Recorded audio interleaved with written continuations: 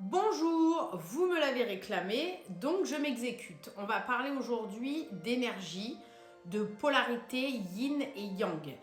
Beaucoup d'entre vous s'y perdent, car pour moi, il faut faire la nuance entre un yin, une énergie prédominante yin inné, et une énergie prédominante yin blessée. À mon sens, ce n'est pas du tout la même chose. Et il y a de quoi vraiment se tirer les cheveux. Et je pense que vous avez besoin d'un éclairage là-dessus. Alors, tout d'abord, on ne va pas parler en termes de sexe. Peu importe votre sexe, peu importe votre sexualité, ça ne rentre pas en compte. On parle bien ici d'énergie. Un homme peut avoir une prédominance d'énergie féminine et inversement pour la femme qui peut avoir une énergie prédominante masculine. Cela n'a rien à voir avec la sexualité ni le genre physique. Donc, les polarités, on incarne les deux. Même si vous avez une prédominance de yin, par exemple, vous pouvez avoir bien évidemment du yang à l'intérieur. Nous sommes composés des deux énergies, la seule différence étant qu'il y en a une chez nous qui prédomine.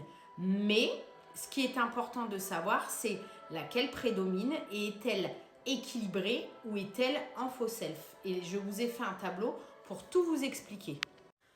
Donc je vous ai fait sous forme de tableau des exemples concrets qui j'espère vous permettront de comprendre un petit peu mieux comment un yin faux self est dans l'adaptabilité, contrairement à un yin inné qui est ancré dans la matière, qui est structuré. Donc on parle bien de polarité yin prédominante. Ok, bien évidemment que tout yin a du yang à l'intérieur et que tout yang a du yin à l'intérieur. Ok, je parle bien une énergie yin prédominante qui va vous donner la marque de fabrique, votre signature énergétique, le fait d'adapter, d'avoir un comportement comme ci ou comme ça. On parle vraiment de structure énergétique. Donc j'ai fait ici le yin inné, donc la structure dans laquelle on est dans un choix intérieur. Alors comment on arrive à avoir ce yin inné? Tout simplement. Ça va être des personnes qui ont beaucoup introspecté, qui ont guéri la plupart de leurs blessures, qui ont compris comment ils fonctionnaient, qu'ils ont fait le point sur leurs traumas, etc. Comment on arrive à un yin faux self? On est bien ici sur quelque chose qui a été mis par protection. Pardon, comme une seconde peau en mode alerte parce qu'on ne pouvait pas faire autrement. Donc cette personne qui incarne le faux self, forcément, n'a pas fait le travail nécessaire d'introspection, de guérison des blessures. Ici, on parle bien en termes d'énergie. Donc, on parle bien ici d'un yin inné qui va représenter le féminin sacré incarné dans la matière. Que vous soyez homme ou femme, on parle en termes d'énergie et non de sexualité, ça ne rentre pas en ligne de compte. Un homme peut tout à fait avoir une structure yin innée, il n'y a aucun souci, et une femme, pareil, ok? Là, je parle d'un point de vue global général, je ne suis pas collée à la flamme jumelle, d'accord? On fait quelque chose de général. Donc, je vous ai donné des exemples. Donc, le yin inné est incarné par un choix intérieur, des prises de conscience, etc. Et une grosse introspection qui fait qu'on va pouvoir l'incarner dans la matière. Le yin faux self est vraiment en mode installé par protection. Donc, je vais vous donner des exemples concrets. Une personne avec une structure prédominante d'énergie yin a une fluidité à créer. Il n'y a pas de problématique. Tout est fluide. On est bien dans la concrétisation, dans la matérialisation. Un yin inné, on parle ici de... ça peut être de la fécondité, de la matérialisation au sens propre. Voilà, on est vraiment dans un féminin incarné qui n'a aucune difficulté à créer dans la matière. A contrario, ici, on aurait plutôt tendance sur le yin faux self à avoir une tendance à la procrastination, à reporter sans cesse, à se trouver des excuses pour dire qu'on est fatigué, qu'on n'a pas le temps, qu'il y a d'autres choses qui sont plus importantes. Voilà, toujours une fois, toute cette colonne-là va être guidée par l'ego. Le féminin sacré ici, alors n'est pas dénué d'ego puisqu'on reste des humains. Sur cette planète, on a besoin de son ego, sauf que ici, le yin inné va avoir son ego qui va être tout simplement remis à sa place et maîtrisé, et il ne va pas prendre la première place. Ici, oui. Ensuite, par exemple, pour un yin inné, quelqu'un qui est très équilibré, il va avoir une capacité, une facilité à recevoir, que ce soit du don, des gestes amicaux, de l'amour, du soutien. Il n'y aura aucune protection, il n'y aura aucune...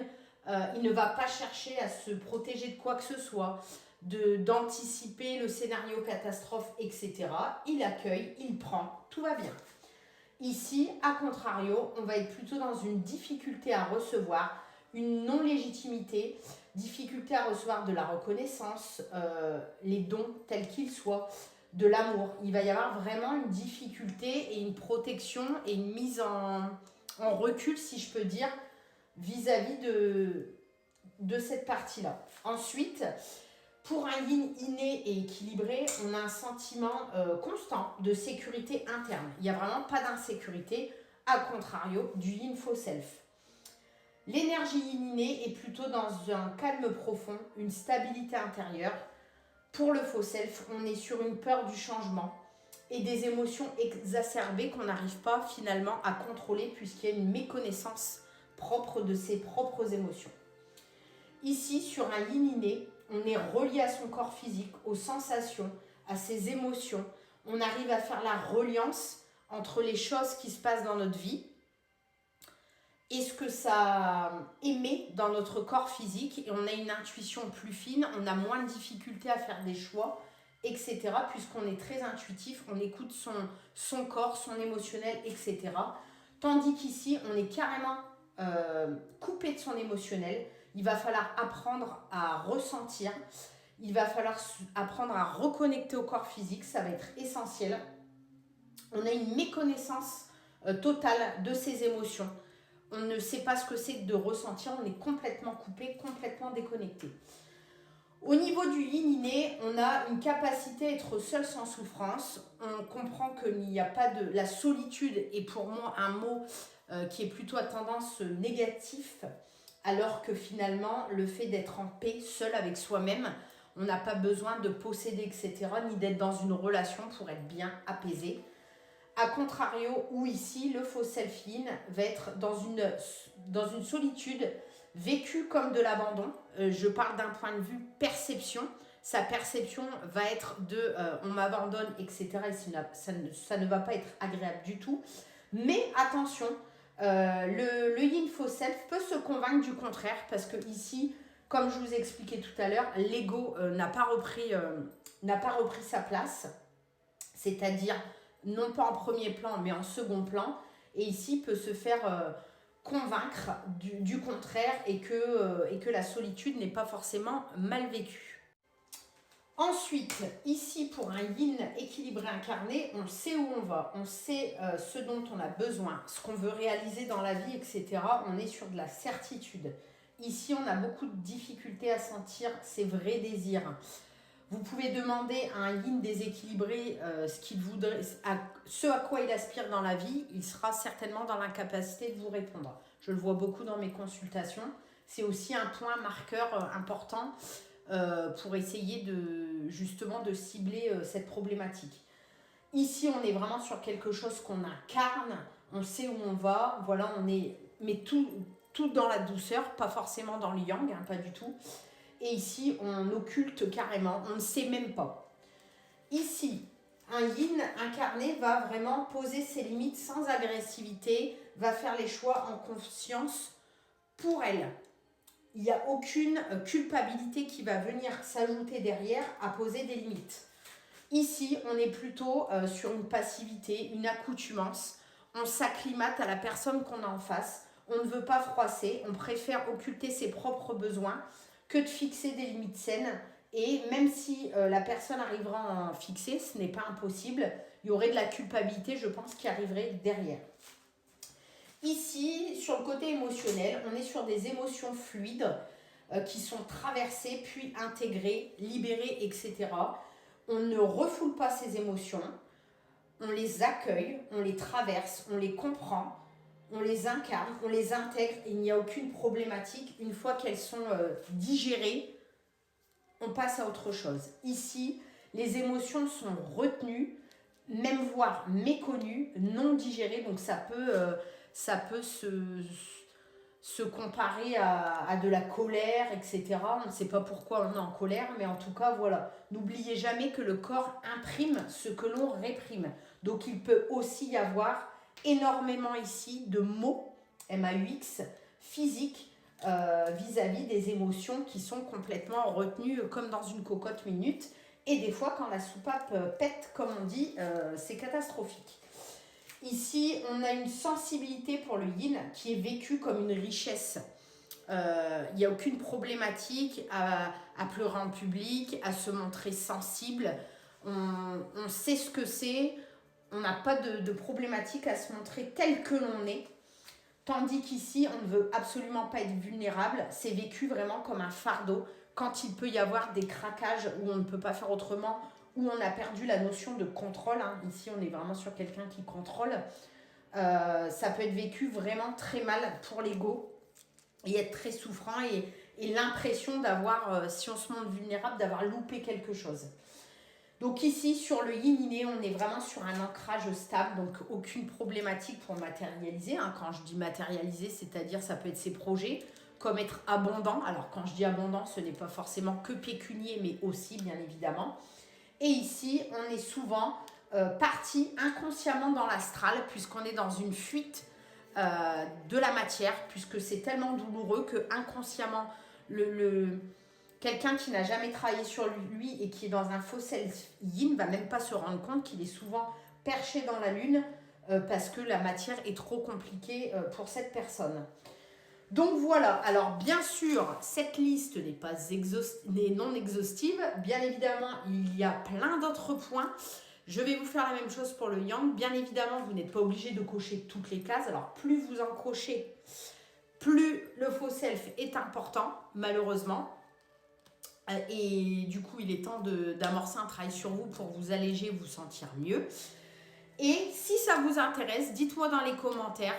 Je la ferai uniquement si ça vous intéresse. Je peux vous dire quel impact énergétique peut avoir le fait d'être dans un faux self, comme à contrario d'être dans une paix intérieure et un yin équilibré.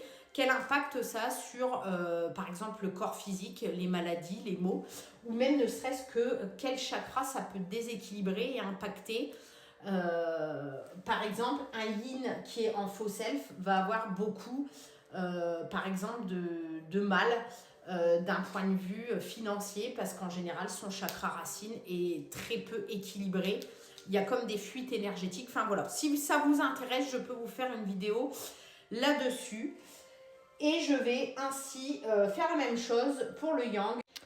Alors bien évidemment, il ne suffit pas que de petits exemples et d'un tableau pour guérir. N'hésitez pas à vous faire accompagner par des thérapeutes compétents, car il n'y a pas que ça à prendre en considération.